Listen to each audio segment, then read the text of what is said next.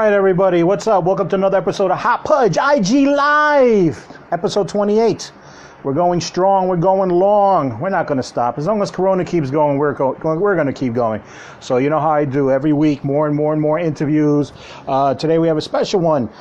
We have an actor, comedian, and just a quirky motherfucker who I love. I fell in love with him because we took a commercial class together.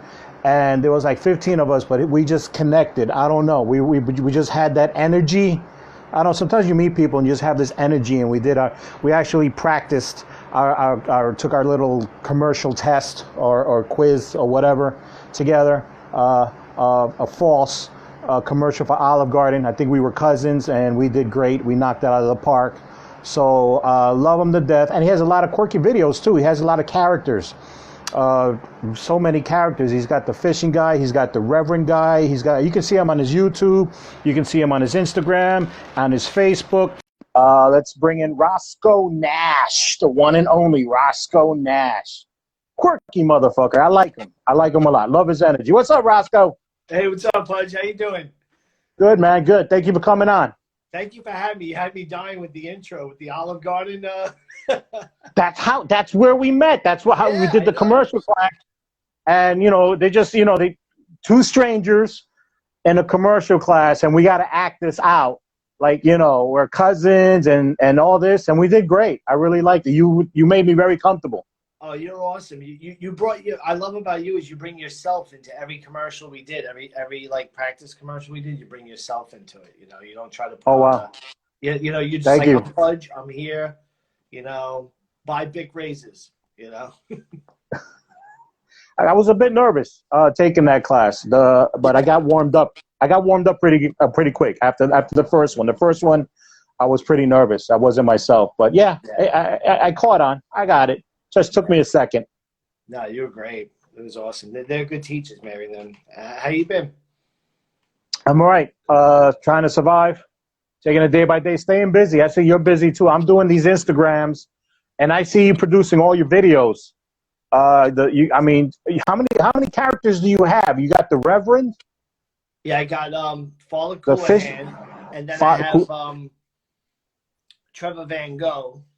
The fisher guy. Is he fisher? He's a fisher or he's a swimmer? He's everything. He's a good old. Because I always see him in the water. He's in the water. He's cross-eyed, so it's kind of exhausting. Doing him, What was that? I missed you with that last question. No, what other characters? Is that your top two characters right now? Yeah, that, and then I have a lot of acting scenes I do through one-on-one. Right. I see you to acting. You get in front of casting directors, and they give you scenes. And since COVID started, I've performed and I memorized over 110 scenes. Since Jesus fucking Christ, my head's exploded. I was just memorizing lines before. If I would have done this good in school, I would have been a lawyer. But who wants to do that? Yeah. But it's not about it's about the passion. That's why you're doing 110 scenes. If they told you to read a law book, you wouldn't have done it. No. It's about the clip notes. Yeah, cliff notes. Yeah. Mm-hmm. Yeah, Your Honor, I got this. Let me open up the cliff notes. Give me a second. Yeah. But yeah, man. I want to see you get into it. I can totally see you doing this. You just insert yourself into every scene, Yes, no, I'm dying. I want to. It's just I have a lot going on, but I'm definitely. I'm just trying to. I started with this Instagram, a couple of other things. I got my YouTube channel going. Awesome. And it's like a process. I'm learning. I'm moving forward. This is all going to lead to a podcast. So I'm working my way there. And acting, abso-freaking-lutely. I mean, that's why I took the commercial class. Yeah. To begin with, that was supposed to be my big intro to 2019. And it turned out, unfortunately, I wasn't able to move forward because my wife had cancer. So, yeah, and we got an eviction notice. So a double whammy. So 2019 just took a hard left. And everybody's talking shit about 220. You're like, 220 is a piece of cake, right? Yeah. Oh, we're already warmed up. This is cake. Sorry. No problems. Yeah. No, everything worked out.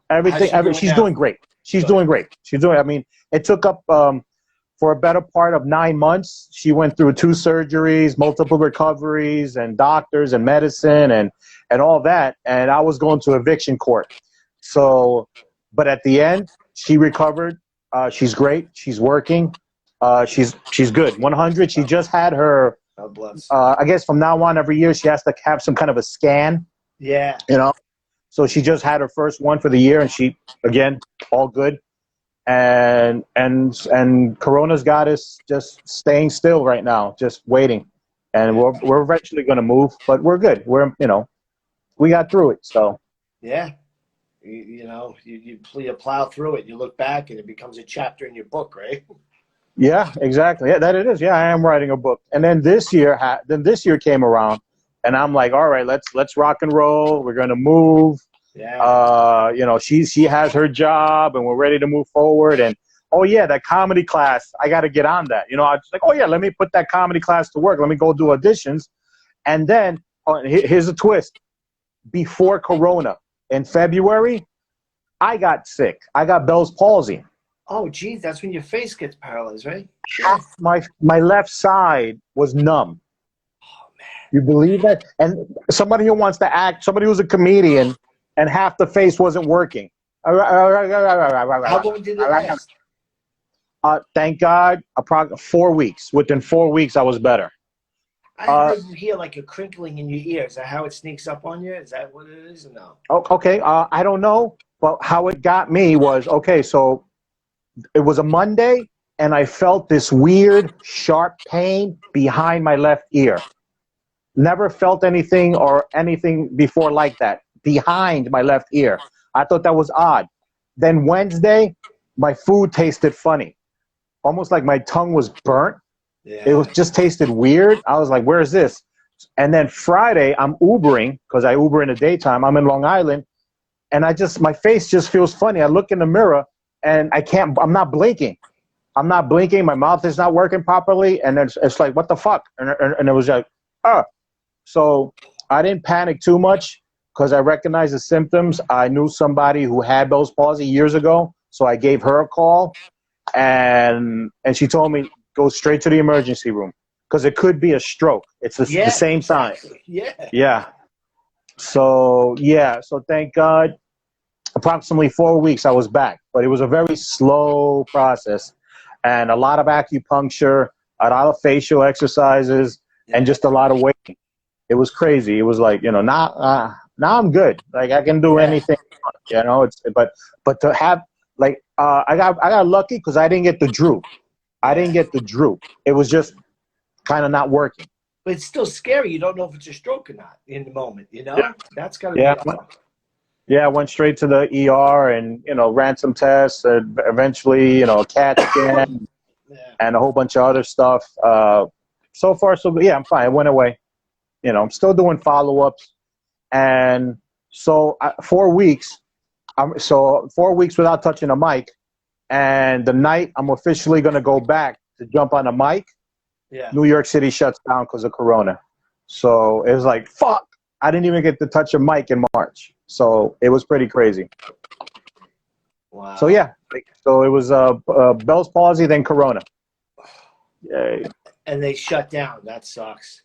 Yeah, it was stupid timing, but it is what it is, and it's cool. I just embraced it and started getting busy. No, you're hustling, man. I see you. We have to. I see you too. We have to, man. We can't stop. I like the movie Hurricane with Denzel Washington, where he plays Hurricane Carter, and he chose to study law to free himself to appeal his case, and he slept during the day and stayed up at night, and he was just so determined. He took the time, and he made the time work for him.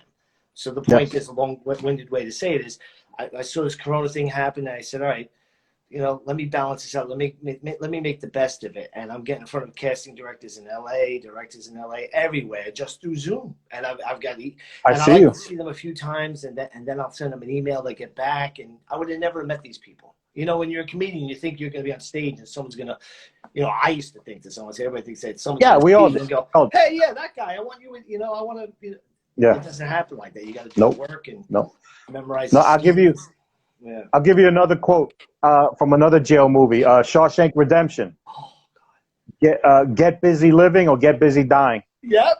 I love it. That's you know what I'm Yeah. saying. So it's Yeah. you know, it's a slow process because of all this technology that I'm not used to. Yeah. I never really dove into. I'm a little bit of a just not too bright when it comes to all this shit, but I'm learning, No, and he's I'm doing it, further man. along than I was 6 months ago. Yeah. I mean, so it's a process, and I see you hustling, and it's crazy, man. It's really awesome.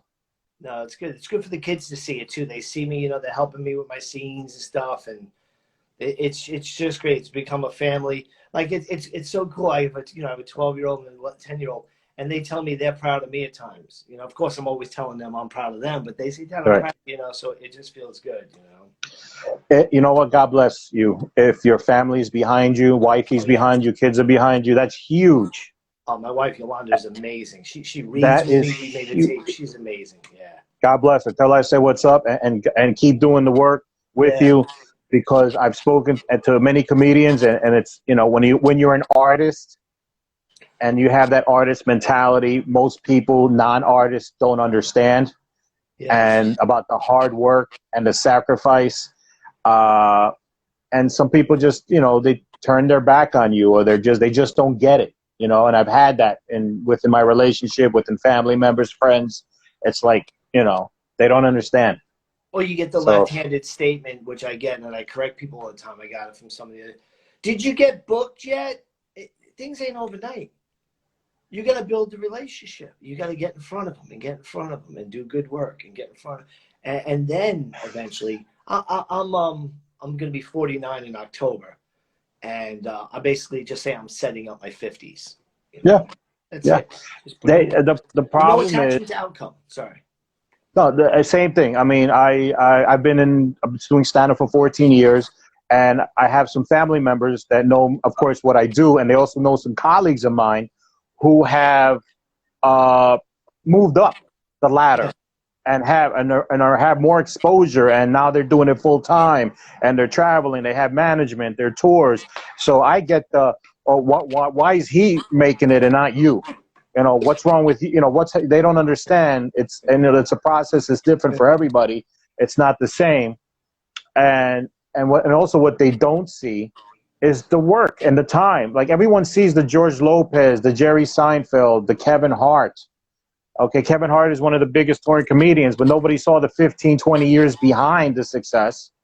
Nobody saw him. Everyone knows he came from Philly. He started in Philly, but once he hit that ceiling in Philly, he had to come to New York. So what does he do? He used to drive every single day to New York, 2 hours to New York, do his thing, hang, open mics, shows, and then in the middle of the night, 2 hours back to Philly, and then repeat the next day. Wow. Nobody sees that.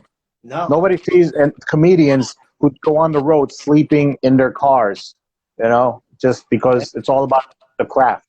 Yeah, it totally is. It's the grind, and it's not having attachment to outcome. I mean, you want the outcome to come, but it's kind of like a watch clock never moves. But I just try to do things that are going to be productive and have an end game.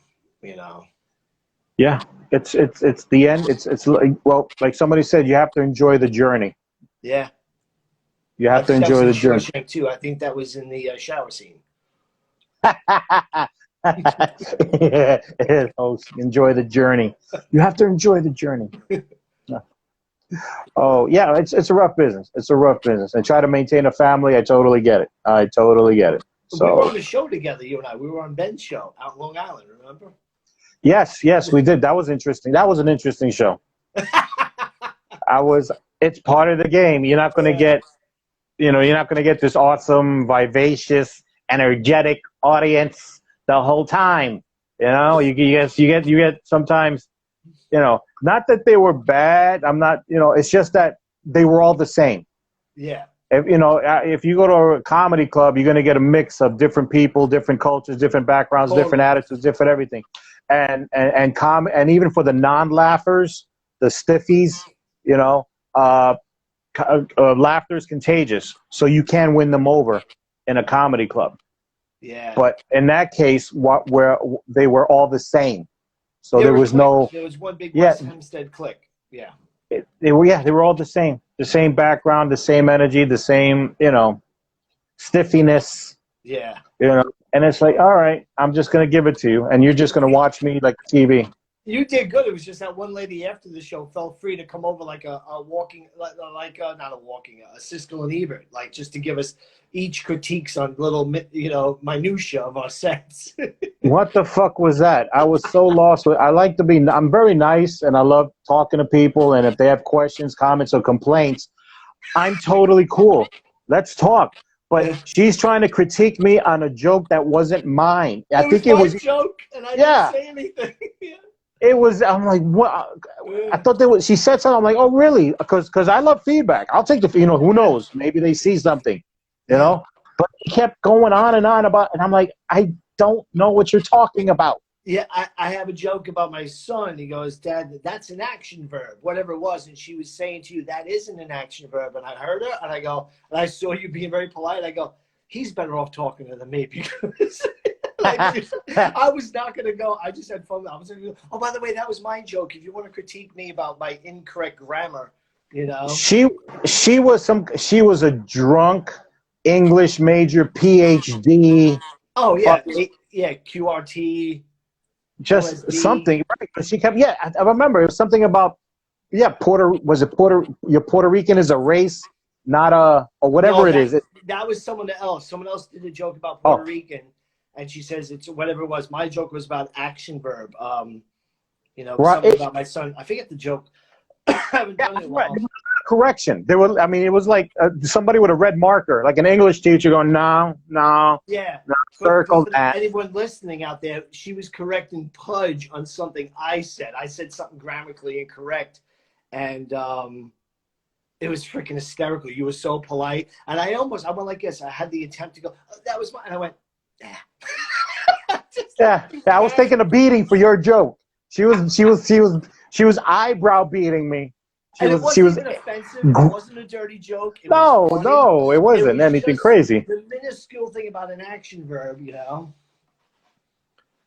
I don't know, but I took it. I took it on the chin for you. Thank you, and that's why we hit it together. She was fucking drunk. Fucking A, man. So where are you now? You're still in Florida? Yeah, I'm in Sarasota, Florida. We just came back from Lake Lanier, Georgia. We were on the lake for a couple of days.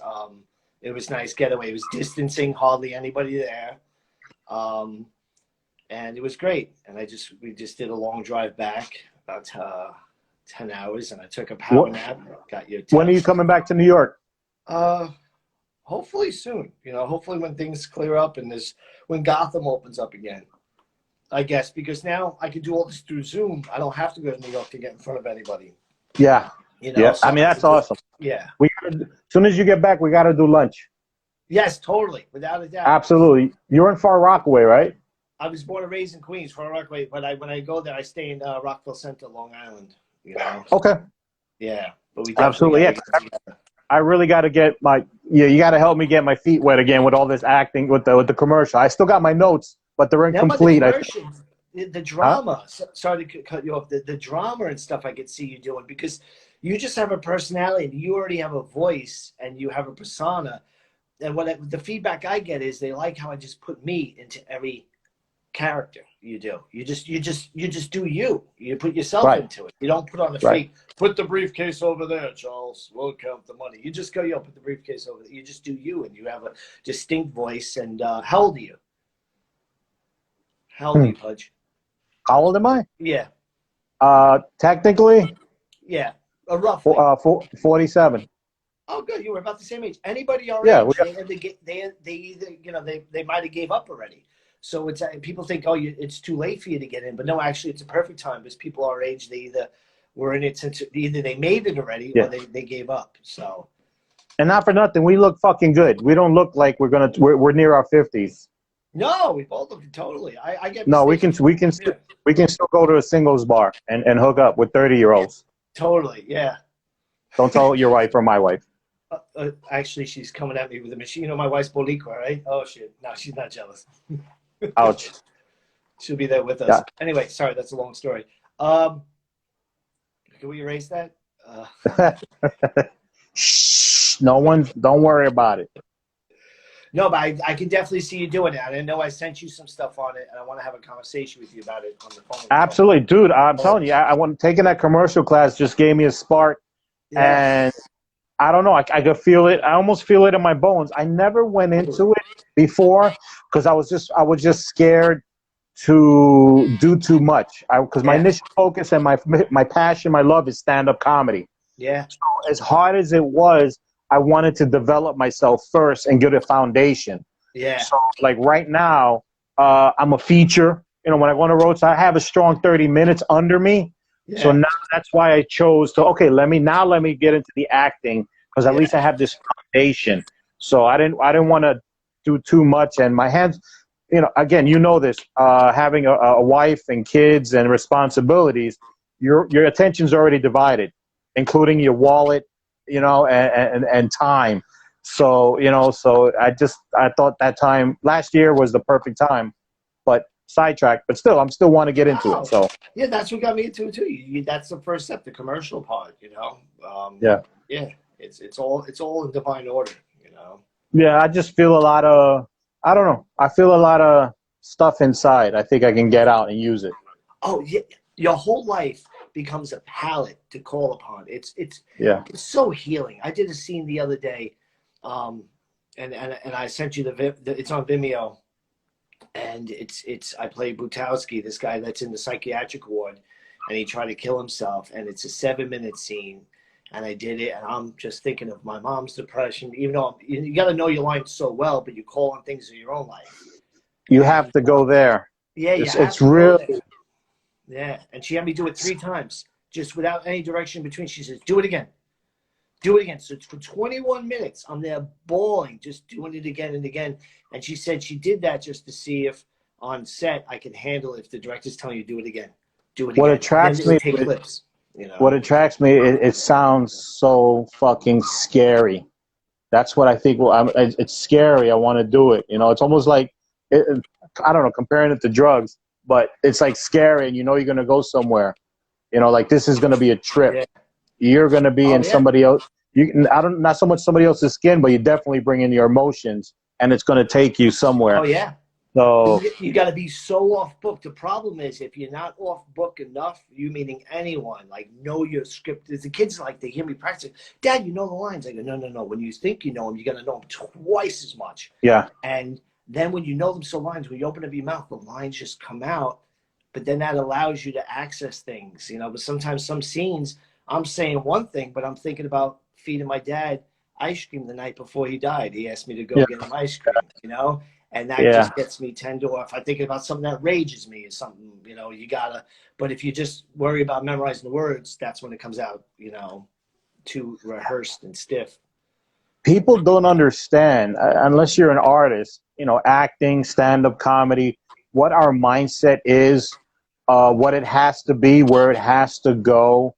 I think sometimes people look at us as pretentious or snobby. I see a lot of people getting, you know, just negative feedback, but it's just you don't understand what's on our shoulders. Yeah. You know. Yeah, well, you know, you don't understand how committed you have to be. I mean, it may take 3 months to make a movie. Let's say you're booked for 3 months, but you're studying and prepping for 3 months before. And if that movie is some kind of psychological thriller or something, I mean, you have to. I mean, you've heard the stories of actors locking themselves up in hotel rooms, isolating, and just digging in. Yeah. You know? It's crazy, the amount of time, and it's psychological warfare on yourself. And then on the back end, when you're done, how do you get out? You know, I think that's why there's so much drugs and alcohol. I swim. I haven't drank. I'm dry. I wasn't really a big drinker anyway, but when I chose this path just for me, I wanted to be, you know, clear-headed. I haven't drank it for almost 4 years. So the way I clear sometimes, I'm doing so many different characters a week, you know, or scenes, you know, and taking on different energies, whether it's aggressive, whatever. I swim. I get in that pool and just clear myself. Like a cold shower, washing everything off and getting everything off. It's hard. It's Yeah. hard. Like, I know before I go on stage, I don't want to be bothered. I don't want to see anybody. I don't want to Yeah. talk to anybody.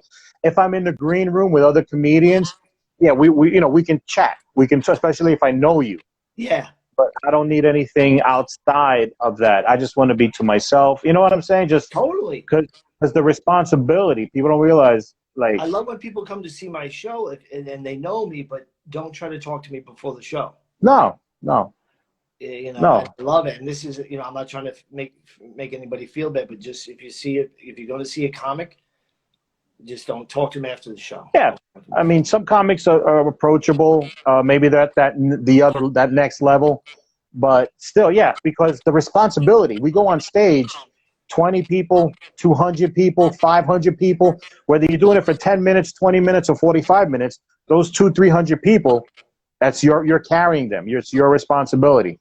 Yeah. You can't. You got to stay focused and aware and attentive. It's crazy. Yeah, it's hard. I appreciate what we do. Oh, totally. Yeah. It's really That's good. why it's like the Ellen DeGeneres. She's getting a lot of flack, and some of it, hey, maybe a lot of it may be true, and some of it, whatever. But it's her name's on the fucking company. It's on her shoulders, so you can only imagine what she's carrying. You know what I'm saying? She gets a lot of bad flack even before this. I always liked her. I like her. Not like the past tense. But what did she do recently? I've been living under a rock a little bit with that. I know she was known for being harsh on the workplace. I don't know. On the one hand, there was a lot of little things, like she was picky about people's food or not talking to people or not being bothered and stuff like that. Steve Harvey had the same thing. So I see it a lot, and I remember Rosie O'Donnell was thought to be difficult on her show.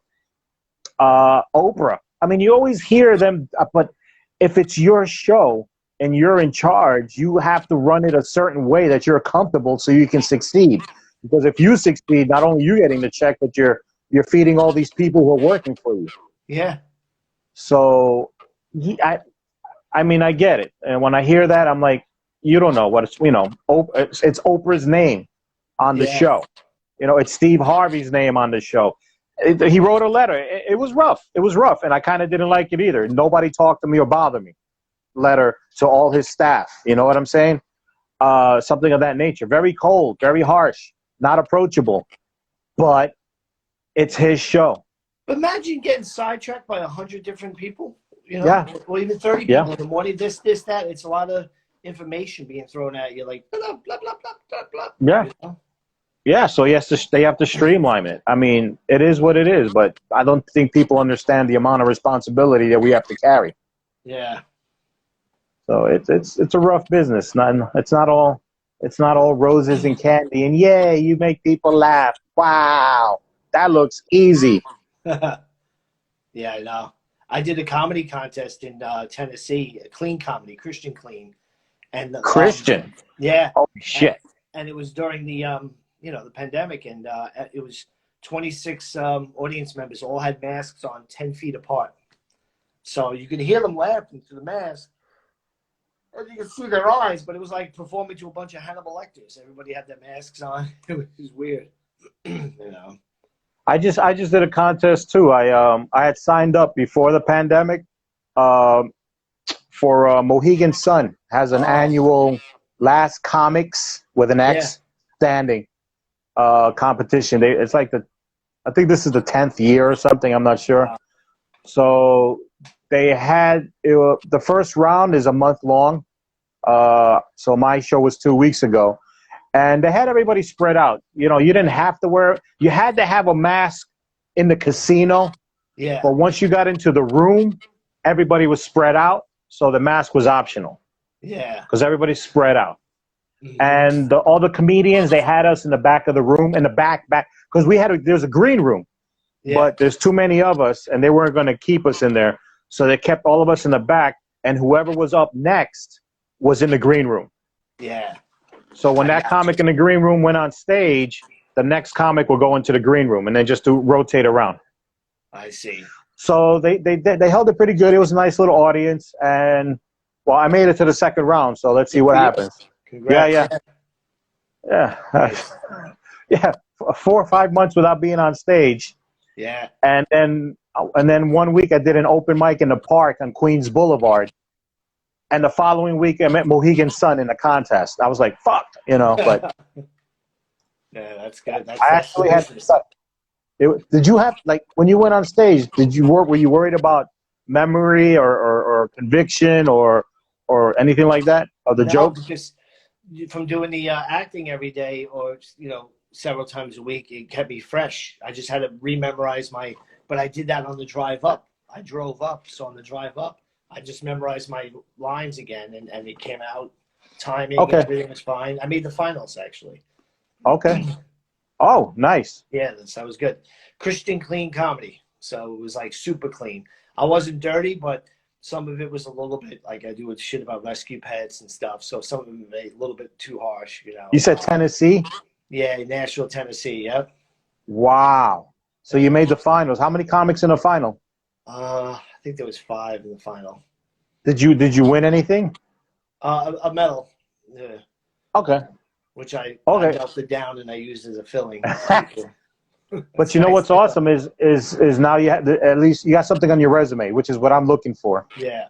So especially, and it says clean. So Christian clean comedy tournament finalist. And I did it last year. I made finalists last year too. Then you got 2 years of the finalists. So that's what I'm looking forward to. That's what I was actually focusing on. I signed up for 2 things and I got accepted to both. I did the Mohegan Sun, and then I got the 5th Borough Comedy Festival. Yeah. I heard of that. Yeah, so they're about 5 years in, and I just got picked up, so I'm waiting for my dates. Good. So good for you. yeah, you just gotta let's see what happens under these. It's gonna be outdoors, so because of Corona. Yeah. So I'm just curious to see what happens. This Corona's changing everything. I know, it's unreal. It's unbelievable. Well, and you in Florida? What's the status in Florida now with Corona? It's fine. My wife opened up her yoga studio. What was it? 2 months ago, we were allowed to open. Not one single person in the studio has gotten Corona. Listen, I'm not one of these people. I know it exists. I'm not saying. I'm just saying Florida. Right. They were making a big. I don't know anybody with it here. As a matter of fact, not only myself, a few people got phone calls saying they had it and they didn't have it. And I'm not being a Trumpy going, oh, it doesn't exist. Not at all, because I'm voting for Biden. But it was just ridiculous. I would tell people like, oh, I'm in Florida, and they go, oh, be careful down there. And I'm like, yeah, I'm just tripping over dead bodies. It's just, I think it was more towards Miami and certain parts, but even there, it wasn't. Well, two Mets just got Corona from Miami last week, so okay, that was funny. Well, one of the people that come to our studio is a doctor, and he says it's changing. It's not killing as many people as people are beating it more now. So hey, that sounds good to me. It's a start. I just, I don't want to get into politics, but Corona is absolutely real. Yeah. I know too many people, too many people that got affected directly. So it's fucking real. Oh, totally. I know people that lost loved ones. But I also do think that politics is playing a part with the numbers and either, I don't know, overhyping it, underhyping it, depends which side of the game you're playing, or just manipulating the system, which we're all getting fucked. It doesn't matter. Either way. Doesn't matter left or right. Yeah, exactly. I'm a moderate. And like I said, I know people died in New York. I was telling people down here, they were like, oh, it's like the flu. I go, no, it's not like the flu. I don't know 18 people a year who die of the flu. But however is when they were like, Florida, it's skyrocketing. I was like, but through 6 degrees of separation, I should at least know one person. Right. My wife has a studio open for 2 months. Not one person in that studio contracted it. If Florida's that bad, it would have been. Right. And we have a studio in New York. I told somebody recently, I said, you can say Trump is an asshole and Cuomo's an asshole in the same sentence. You're allowed to do that. Because Yeah. Cuomo kept our yoga studio and gyms closed way too long. It was to flatten the curve. The curve was Yeah. completely flattened. Yes. Yes. The suicide rate's up. And people, when I would talk about Cuomo, look up at Trump, I go, yeah, Trump's a jerk. He's a mental midget. And Cuomo just pontificates. Cuomo's like, testing has to be done twice a week. If someone gets tested on Monday, they need everything's all drawn out. I was absolutely on board Cuomo. I was on his bandwagon from the beginning because everything made sense. He spoke intelligently about his business. Yeah. He backed it up. Everything made sense. He had a plan. He wasn't perfect, and we moved forward. Now we get to less than 1%. What the fuck? What the fuck? Why are kids going back to school, but these bars and restaurants can't have a comedy show on a patio? Why can't we have comedy shows?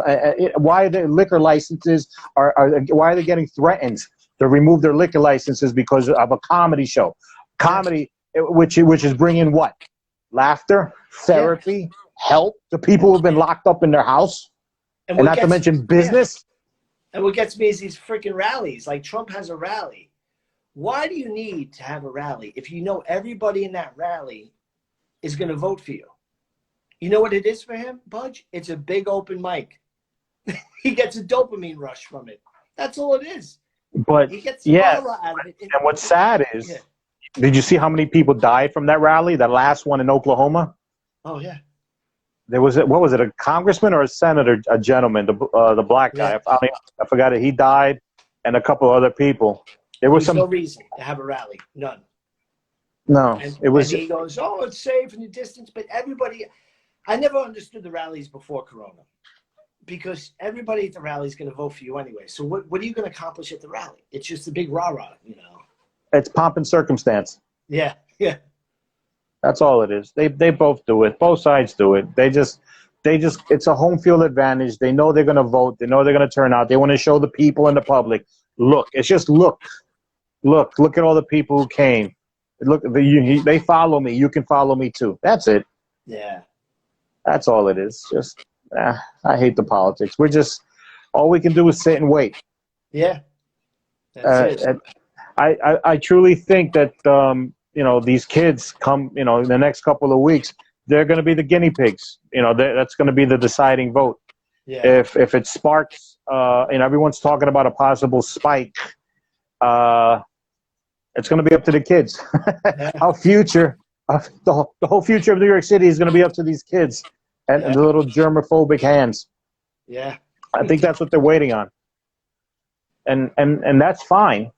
That's fine. I get it, but that doesn't mean hold back on the adults. No. Why are you holding the adults back from the restaurants, the bars, and the gyms and all that stuff? They could have done 25% gym capacity a month ago.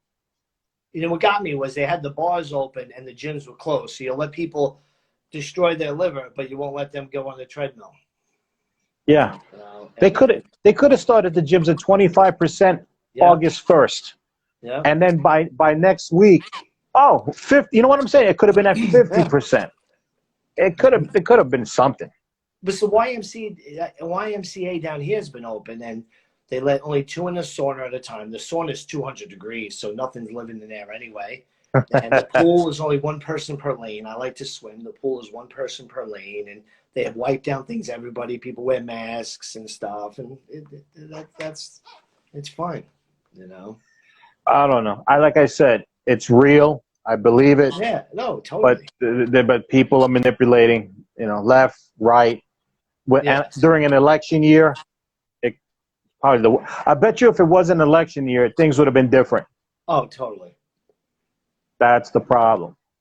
You got Trump saying, "No, it's nothing. It's on tape. It's on tape." You can't undo what was recorded. Yeah. And then on the other side, you got Pelosi dancing in Chinatown in San Francisco, acting like nothing's happening. So it's like it's both sides. Yeah, and here we are, all the artists in New York City, just waiting. Yeah. How many comedians are living off of ramen noodles right now because they don't have any money coming in? Oh, it's horrible. actors, comedians, musicians, painters. I mean, the whole nine. Everybody. Mm-hmm. And I tell you, these live audiences, I see a lot of people doing Zoom shows. They're doing Corona jokes. In live audiences, they don't work. Like I perform here at Coconuts in St. Pete Beach. I love the place. Very safe. You wear a mask right up into the stage. You take the mic. You take the mask off. And everybody's separated in the audience. But no one does Corona jokes. It's just you go into your material, right. and the live audiences, they just tighten up. I heard someone told me in Zanies, they were doing in Tennessee that they were doing Corona jokes, and the guy bombed. He was just doing all these Corona jokes, and it just didn't work, man. They were, like tragedy plus time equals comedy. We don't have enough time after the tragedy for the comedy. No, because it hasn't ended. Yeah. And I think the Corona stuff. I think all those jokes went out on Zoom in April, May, and June. By July, people are tired. They're already waiting for the next stuff, and then they're choosing comedy to get away from Corona. They don't want to sit down and you better be and if you ain't that original, because come on, how many thousands of comedians are thinking about the same thing and probably saying the same jokes? Yeah.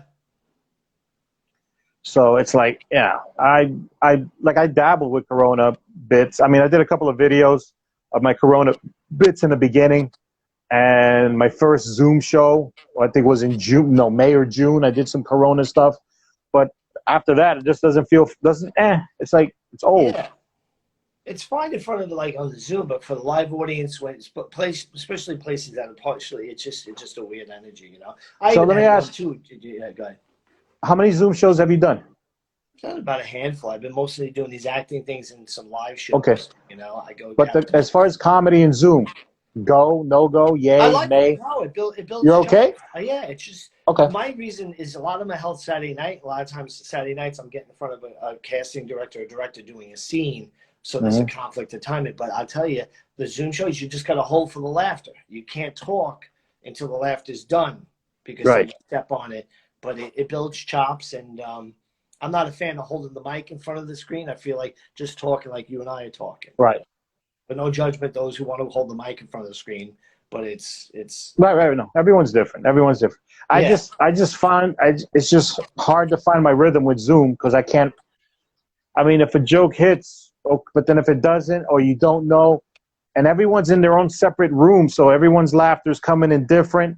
And I don't know, did I bomb? Did I hit? I'm like, you got stronger. That's what happened. I only did a couple myself, but it's just, I don't know. I can't adapt to that yet. Yeah, it's just gonna make you better on stage, though, I think. It's Andy Engel has a good one through Manhattan Comedy School. He has a good Zoom show. Okay. Catherine Green hosted. She's great, and that's a good one to do. I did. One was an invitation, and then I did a couple. It was a fundraiser. So I don't know. I'm picky. I've already turned one down. So because I just wasn't. I don't know. I was more amped about doing an open mic in a park on Queens Boulevard, in 100 degrees and humidity, than a Zoom show. I don't know. It's just. And actually, I've been doing an open mic. I have a comedian, Tino. He lives in a basement in Brooklyn, so he opened up his basement. We got some comics going every Saturday night to work out a material. So that's been great. Yeah, that's good alliteration. He lives in the basement in Brooklyn. I like that. Tino lives in the basement in Brooklyn. That's how you introduce him. This is Tino. He lives in the basement in Brooklyn. And it feels good working out a material, and still writing. So I got a lot on my plate. But as soon as you come back to Queens, we're going to have a sit down, and I'm going to have like an outline of what I'm going to be doing as far as the acting side of the house, for sure. Yeah, I like it. Yeah, thank you for inviting me to that show too. I wasn't up there. I appreciate it. Which one? To that show. You invited me to a show to be on a show. A couple weeks ago. Oh yeah, the rooftop. Yeah. There's some. No worry. There's a lot of sporadic stuff. I wanted to hang and see you again. It's so weird. I want to see people more than ever.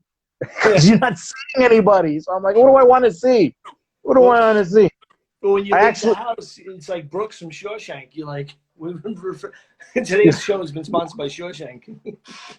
It's crazy. I actually in the beginning of Corona, I had a series on YouTube called 6 Feet, 6 Questions, where I went to visit comedians in all the 5 boroughs. And, you know, we had the PPE 6 feet, and it was a video, 6 feet, 6 questions. Yeah. So it was a little fun little series I did. And it was awesome because I got to see them. I'm like, hey, what's up? How are you? What's new? You know, and it was just, you know, we took, you know, what we were doing before for granted, just running around, seeing people, hi, bye, and jumping around. Now it's like, you know. Yeah. So, yeah, definitely. No, if any other shows, I was in the midst of visiting some bars and restaurants with outdoor lounging to offer them comedy shows. Yeah. But now with this thing with this band going around, it's like, fuck, come on, give me a leg to stand on. I know. It's horrible. You can check out your comment section right here. My friend John Battle, Sterling Silver, famous. He put shoes out of nowhere, just randomly shoes. Shoes. Shoes. Is he throwing us like shoes, go? Yeah, exactly. He is. You gotta follow him. He is so freaking. I worked with him on sanitation, John Battle. He is a funny.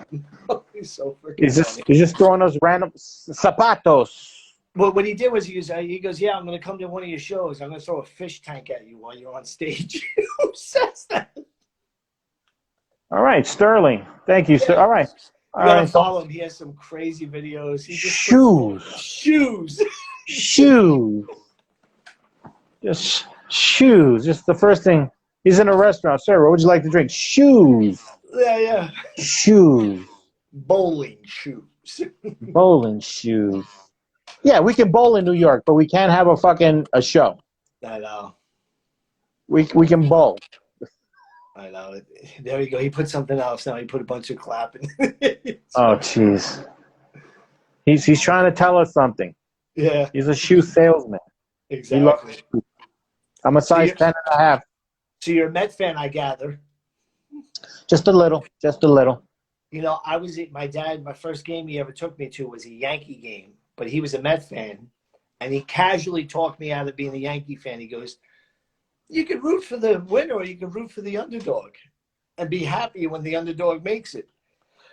First game, it was Rod and Guidry was in the Yankees. Ron Guidry, Gator. Yeah, Bunky Dent. Yeah. Reggie Jackson, Mr. October. Damn. Thurman Munson. I always feel like I'm saying Herman Munson. Thurman Munson, that was his name. Thurman Munson, right? Yeah. He died in a plane crash. And I think I liked him for 2 years. And then I realized Mets are the way to go, you know. The underdog. Yeah. Much like my life and my marriage. I'm the underdog. Well, we know our place. Just scraping away. Now exactly. Scraping away Corona. Anyway, let me wrap this up. Yeah. Roscoe, yo, man, thank you for coming on. This is all leading to a podcast. So eventually, whenever when I get all for the podcast, you'll be on it, and there won't be such a time restraint because Instagram is time. You know, no. I don't familiar. Yeah, if we hit the certain marker, a little clock comes up above my screen, and it's a countdown. Like, get the fuck off, or we'll cut you off. So no, it was casual. This was a great show. It was like just so casual. You're awesome, really. And I'm going to call you sooner than later about the acting. You got to get on that, man. Because no problem. You have a look and you have a persona. I have a look. I got a look. You could be a good guy or a bad guy, which is great, you know? You know what? Yeah. Yeah. You know, I'll tell you a funny story. It's funny you said that because I used to be a bouncer. Yeah. In a nightclub. And as a bouncer, you know, you have to have that look, that face, you know, just kind of stern, commanding, I guess, you know, in some cases, ugly and mean. Yeah. So, yeah, I had that. And sometimes I would have casual conversations with people. And this was in the beginning when I started comedy. And I was like, yeah, I'm a stand-up comedian. And they were like, you're too mean. You're too mean to be funny. Like, they look at me, you're funny? Nah, you're too mean. You're too, you don't look like you're funny.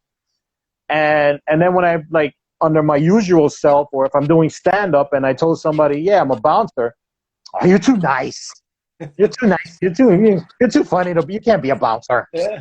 stop it. You're not you're not tough enough. And I'm like, no. So it's like, thank you for the compliment. Apparently, I have that face that can go either way. It's good. That's great. Yeah. So You can do more let's see. roles. Let's see what happens. I'm excited.